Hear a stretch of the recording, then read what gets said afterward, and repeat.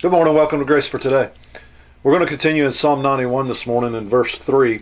It says, "It is he who delivers you from the snare of the trapper and from the deadly pestilence." Do you feel entrapped? Have you ever been in a situation where the more you fought against it, the tighter the snare became? That's how snares are designed to operate.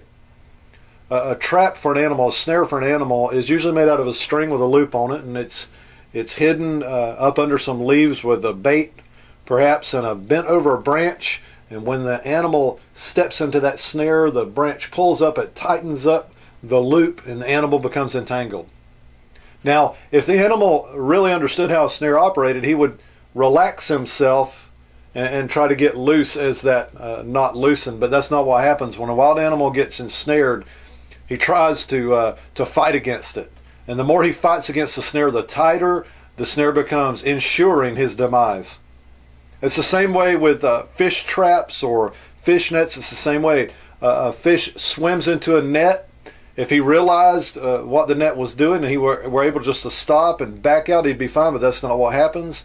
The fish will swim even wilder once he finds he's been ensnared, and therefore he gets his fins and all the other parts of his body caught up in the net.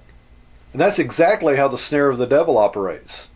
Once we find ourselves ensnared, when we begin to struggle against it and to fight it, then we get more ensnared. Have you ever noticed that? The harder you try to overcome a problem, the worse the problem becomes.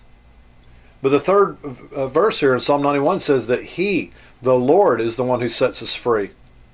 Now, to set someone free from a snare, to set anything free from a snare, it is necessary that you get the victim to remain still so that the person that's interceding can remove the snare from them. That's what it's like when the Lord says, "I'll remove the snare from you. I'll deliver you from that snare."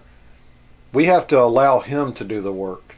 We have to come to a place of rest and quit fighting and quit kicking and quit trying to free ourselves and just say, "Lord, I'm caught, I'm trapped, and I need your help." He has promised He will deliver us. You have a grace-filled day. We'll see you next time.